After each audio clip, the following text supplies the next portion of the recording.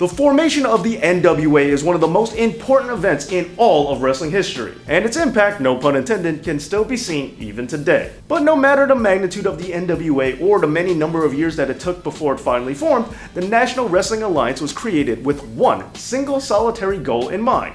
What is that goal? Well, in order to do that justice, I think we need to do a little bit of time hopping yet again. So if you think that Vince McMahon buying the WCW is the most important wrestling merger of all time, well, you ain't seen nothing yet. So without further ado, let's travel back to the 1940s, because it was in this decade that the NWA... Pardon me, fella. Who are you? Hell, Graham. Why, I'm Skip Hannigan, the fastest talking old-time reporter in town. Okay, apparently all this time traveling has gone a bit expensive, so we have to get ourselves a little bit of sponsorship.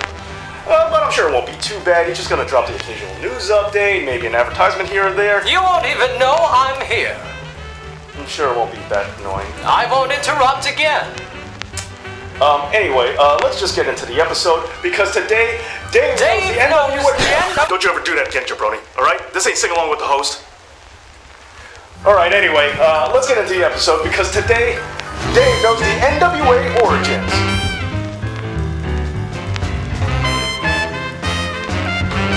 Alright, now as I stated earlier, the NWA formed with one express purpose in mind, and that was to create wrestling's first World Heavyweight Champion. Now, that's not as easy as it sounds, but in order to get into that, let's do a little bit of backtracking to really see what the state of World Championship Wrestling was at that time. Now, the term World Wrestling Heavyweight Champion actually predates predetermined professional wrestling, although back then it was more like Olympic medals instead of a big gaudy gold belt. As a matter of fact, early wrestling stars such as Jack Carkey were even able to win World Heavyweight Championships in their own respective amateur styles. As for the first official professional wrestling world champion, well, that's an honor that goes to George Hackenschmidt, who actually won the World Heavyweight Wrestling Championship in 1905 in New York City, New York. Hackenschmidt actually won this title in a tournament. Yes, an actual wrestling tournament. Yeah, not like the fake ones that WWE fabricates in Rio de Janeiro from time to time. Yeah, no, a real tournament for a change. Anyway, Hackenschmidt actually won several tournaments from all around the world before he eventually defeated Tom Jenkins in New York City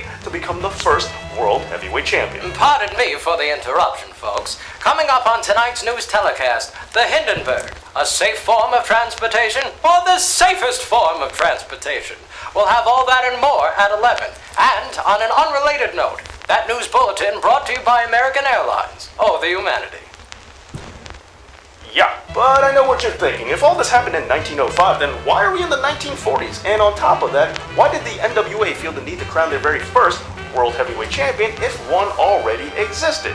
Well, while this title was respected and was acknowledged, it wasn't acknowledged by everybody. A problem which only got worse as the decades moved on. There were so many of these companies that things started becoming a bit of a problem, especially because promoters were doing anything they could to try and steal talent away as well as sabotage other promotions. Okay, so now it was all up to the NWA, and no, not the NWA that you're thinking. It wasn't the National Wrestling Alliance, it was actually the National Wrestling Association, a company that was formed in 1930 in New York City, New York, and it was founded by the NBA. Again, not the NBA that you're thinking, the National Boxing Association. Man, you thought the two WWFs thing was confusing, right? So now in 1921, the NBA actually started regulating boxing across America, and they decided it was high time to start doing the same thing in professional wrestling. So they began regulating and unifying championships in all different promotions from across the country. What are you doing?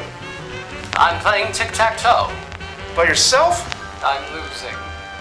One major thing that the National Wrestling Association decided to implement was the idea that wrestlers had to post bonds to compete in national tournaments. That way it would ensure that they would actually, show up. And then in 1930, the National Wrestling Association officially broke off and became its own entity. Now, not everybody was happy with this new arrangement. After all, the National Wrestling Association had their hands in everything from every promotion that was under their control.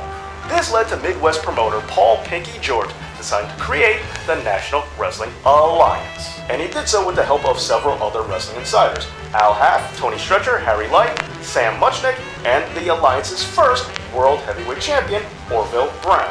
The National Wrestling Alliance's board of directors decided that Brown would be their first World Heavyweight Champion, and he would do so by defeating Sonny Myers in 1948.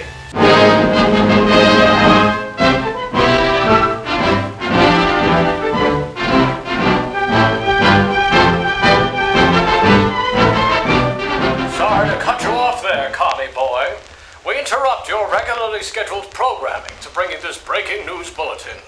Smoking. Please disregard all prior reports that it is good for you. It is, in fact, great for you. And now back to you, Kami.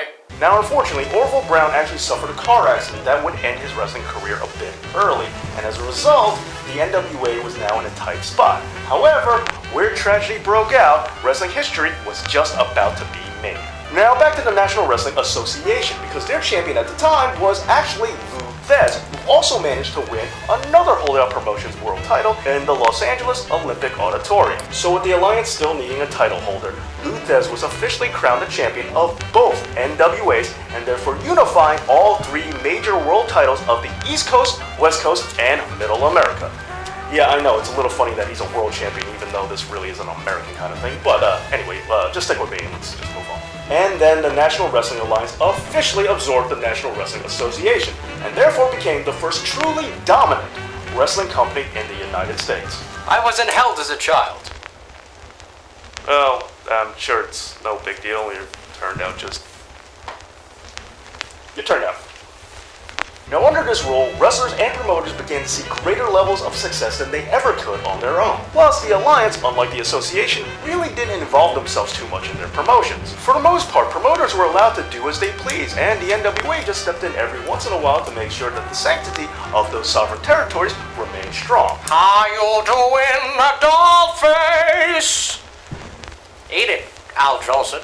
Now, the NWA saw that everybody was pulling their weight and contributed to the organization as a whole. Now, if a company was going through a rough patch, the NWA would send a big guest star in just to boost up some business. And if a road promoter ever decided they were going to try to encroach on a wrestling territory, well, then the NWA was sure to send in some muscle by sending in other wrestlers and kicking that guy out by any means necessary, even if it was violent. Yes, the NWA was wrestling mafia. Never trust an Italian. No good. No good. Okay, and on top of this, the NWA's main focus was, of course, the NWA World Heavyweight Championship. Now, while other promotions were allowed to have their own major singles titles, the NWA made sure that this was the title that they played closest to the chest. And as the years went on, so did the reach of the NWA, as they began working with other promotions from all around the world, thus adding to the success and prestige of their own official World Heavyweight title. And they did this because they never took their eyes off the prize, creating and celebrating wrestling's first truly World Heavyweight Championship. A championship that's still alive to this day. Alright, I had enough of this. Let's just start moving back, because I've had enough of this and I've had enough of you. Don't try and silence the press! Read your Constitution, you no good red! Yeah, anyway, so back to the present. Alright, that's one depressing decade. Anyway, let's just put that whole ordeal behind us. And now, thank you so much for what the... Captain America-dom. Where the hell are we? I hate to tell you this, but we're not in the 40s anymore. I accidentally brought you back to the present. Look at all the color! Yeah, color. It's Wow. fantastic. It's like the Wizard of Oz. Look, blue! Blue, yeah. We got blue! Yeah, why? You didn't have blue in the 40s? No, just a lot of racism. Anyway, I'm going to have to go deal with this. Please leave a comment. Don't forget to like, share, and subscribe. And thank you so much for watching. And this has been... Hey, by the way, what's up? I want to check on my stocks. I invested heavily in lead back in the day. I'd like to see where I'm at with that. I've got to be a millionaire by now. Right? Yeah, maybe. Right? Anyway, Yeah. this has been Dave Knows Wrestling. A lot of money. By the way, put all your lead in your breakfast cereals, in your kids' pillows, in your bassinets, anything you could think of. Just stuff